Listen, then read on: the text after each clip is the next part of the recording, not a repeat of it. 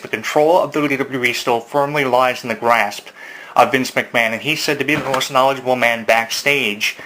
these days, so I don't think they're going to be taking Vince McMahon out of the position that he's in. So I think the authority and shame will pretty much be a part of the first Raw to follow to WrestleMania, at least for now, especially more so if Triple H is champion. He's my pick in the Roman Reigns Triple H match for the championship, by the way, to win, and my pick in the Undertaker Shane McMahon match is Shane McMahon, and I hate to do that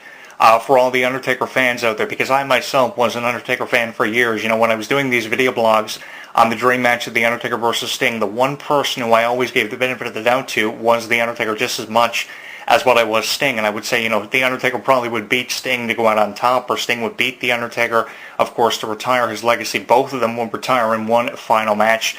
So I really hate to choose Shane McMahon over The Undertaker, but with the odds of Shane not being that great and so many people thinking The Undertaker is pretty much going to walk into the cell and destroy Shane McMahon and close the door behind him, saying to Vince that your son's blood is not on my hands, it's going to be on yours. In my opinion, you know, that kind of favors Shane McMahon, because it seems like The Undertaker has been getting the better of Shane week in and week out, just as Roman Reigns seems to have been getting one up on Triple H all the time. So my picks for the first two main events of WrestleMania would have to be Shane McMahon for the Hell in a Cell match, and the World Heavyweight Championship match goes to Triple H, because it seems like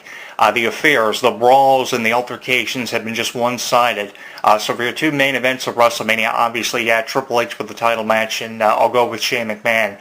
for the Hell in a Cell match, whatever way it plays out. The street fight between Brock Lesnar and Dean Ambrose, let's shed some light on that one. In my opinion, in this match, it seems like it's a way of putting over Dean Ambrose, no matter if he wins or loses this match. I would go for Dean Ambrose beating Brock Lesnar, probably with an appearance by either Terry Funk or Mick Foley. At some point in this match, you can look for the barbed wire or baseball bats or the chainsaw to factor in somehow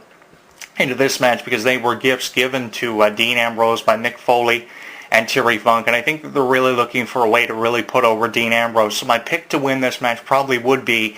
Dean Ambrose if Brock Lesnar does win this match, because we know how Brock Lesnar's contract has went ever since his return in 2012, at least for the last 4 years. Brock Lesnar either wins against a big name or against a minor mid-card name like Dean Ambrose would be considered at this point in time, although it will be debated for a time whether or not he's a mid-carder or not. The way it's looking with how Brock Lesnar has defeated names like CM Punk and been in the ring with mid-carders before, ever since his return, at least more so, probably not more so than what we saw him back in the day when he was an upstart talent himself, but with how Brock Lesnar's track record with mid-carders seems to have looked over the last 4 years, Brock Lesnar pretty much would hand Dean Ambrose's ass, and then Dean Ambrose would get a standing ovation at the end of the match. And I think there's more pride that goes with losing a match than there does winning. So it makes more sense to have Dean Ambrose probably lose this match, especially with how this match has no significance in determining a number one contender, or it's not for a championship. If this match were for the Intercontinental title, probably Dean Ambrose would have more of a chance of winning, because there's no way in hell Lesnar wants the Intercontinental title, although he may have never, really held the Intercontinental title for a meaningful reign. He's been Intercontinental champion before, but the thing is, Brock Lesnar's never had it for a meaningful reign, so I think that this would probably make more sense if Dean Ambrose were to win it if it were fought under the Intercontinental Championship being on the line. But because the Intercontinental Championship is not on the line, because Dean Ambrose lost the title, Kevin Owens a couple of weeks prior to finding out about his match with Brock Lesnar, I think what could happen here is Brock Lesnar pretty much beats Dean Ambrose, and Dean Ambrose gets a standing ovation, because I think there are better things ahead for Dean Ambrose in the way probably of a Money in the Bank, or possibly even a WWE Championship reign, which would be phenomenal, seeing the Ambrose Asylum go absolutely crazy. And I think fans will give Dean Ambrose a huge pop. You go back to the Royal Rumble of this year when Dean Ambrose and Triple H were the final two in the Royal Rumble. I mean, the place exploded when they realized Dean Ambrose had a chance of winning the Royal Rumble, and he actually took it to Triple H, and he made me believe that Dean Ambrose, the wrestling business made me a believer out of the fact Dean Ambrose could have won the fucking Royal Rumble, and nothing was done with it. And pretty much Triple H went on to eliminate about 3 or 4 individuals, including Dean Ambrose, after he previously eliminated Roman Reigns to win the Royal Rumble and come out of it as champion. If anyone should have came out of the Royal Rumble this year as champion, it probably should have been Dean Ambrose, and we could be looking at a triple threat match, or should be looking at a triple threat match rather, between Roman Reigns, Triple H, and Dean Ambrose as the defending champion. I would have loved to seen either a triple threat match or Dean Ambrose be the guy to face Triple H. Another scenario for Brock Lesnar to have looked at would have been the Wyatt family, feuding with Brock Lesnar, probably in the way of Brock Lesnar versus Braun Strowman, which is a match a lot of people are really high on and would love to see. And that leads me to believe, too, in the Dean Ambrose-Brock Lesnar match, the Wyatt family could make an appearance costing Lesnar the match because the tours are promoting even after WrestleMania 32 and its follow. Brock Lesnar is hunting for Wyatts, and mostly Bray Wyatt and Braun Strowman are on Brock Lesnar's hit list. So Brock Lesnar feuding with the Wyatts probably could be what happens in the derivation of what happens in Brock Lesnar versus Dean Ambrose. There are a lot of ways this one could go, but I think Dean Ambrose is going to get one of the biggest pops of the night for how crazy he will be in this match. And God knows I've been a Dean Ambrose fan. I have been last year near the end of 2015 that I was a Dean Ambrose crazy fan, and I really am a Dean Ambrose crazy fan because of everything he's done, really putting me in mind of a Brian Pillman, really high on Dean Ambrose. So I think Dean Ambrose has a chance of getting one of the biggest pops of the night, if not a victory. The Divas Championship match is also one that looks really impressive out of any match we have on the card. And when you talk about matches on the card, you want matches on the card that are going to keep you interested from the opening bell until the climax of the match is seen. And I think the match between Charlotte, Becky Lynch, and Sasha Banks is going to be one of those matches that's going to keep us interested from the get-go to the conclusion, especially with how much Sasha Banks is over. Now, you can't undermine Becky Lynch in this match. I think she has just as much chance of coming out of this match as the champion, but my prediction in this match would be Sasha Banks to win it the more that I think about it and analyze it because of how much she's over. And from the We Want Sasha chants, which are obviously really apparent ever since Sasha Banks' debut from NXT to WWE and the impact she made as part of Team Bad and really being the breakout star, proving that time and time again. She was the breakout star between Naomi and Tamina. I think there's as much of a chance of Sasha Banks winning this match as there is Becky Lynch or Charlotte even retaining it. Now, Charlotte's going to do everything possible to retain the title, but how with Ric Flair being in her corner is a factor. I think Ric Flair could factor into costing her that championship and probably aligning himself with someone else down the road in the fall of the WrestleMania to create a different storyline and to create something that we least expect to see happen. So don't be surprised if Ric Flair costs her the championship, probably turns on Charlotte at some point, probably goes with Becky Lynch because of the international feel Becky Lynch presents and just how unpredictable Becky Lynch seems to be. And don't undermine Becky Lynch for doing something unpredictable in this match. But I still think Sasha has a chance of winning it with how much she's over it. But we're up to fans. I mean, let's be honest, Sasha Banks will be coming out of this match as the Divas Champion, and that's going to be really interesting to see. You know, when you look at the championship matches on the card, even including the seven-man ladder match that was just added this past Monday on Raw, including the likes of Sin Cara, Stardust, and Zack Ryder,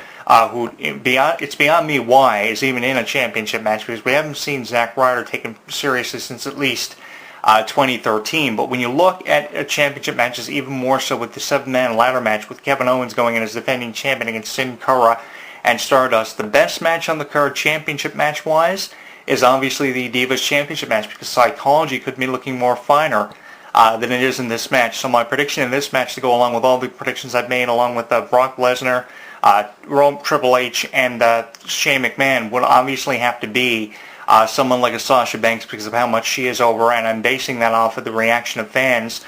from the We Want Sasha chants. Now, I talked about the six-man tag team match about the New Day and the League of Nations a couple of days ago on this show. Not a really big fan of this one because I was really let down with the fact The Rock and the Usos could have faced the New Day in a six-man tag team match. That was the impression we were left with when The Rock returned in Miami and let everybody in on a secret that he was going to be a part of WrestleMania. That was his huge announcement. He was tweeting about it before he made the appearance in Miami on Raw, and they had that spiff with the New Day where the New Day came out and told Rocky not to be sour. The Rock made fun of the New Day, calling them llama penis wearing sons of bitches. And then of course we had the brawl between the Usos coming out to assist The Rock, which left me with the impression a six-man tag team match would have been the way The Rock would have returned, where The Rock and the Usos would have teamed up to face the New Day. Big E Langston, of course, being the guy The Rock probably would have the majority of the action with the spine buster and the people's elbow, the rock bottom, whatever combination you're looking at being the end of this match. It wasn't for a championship. It made perfect sense and it fit in the New Day, all three members of them, and the Usos, of course, who are family of The Rock in the match, rather than having The Rock just feud with someone who, of course, you would expect to see The Rock return with. So it would have been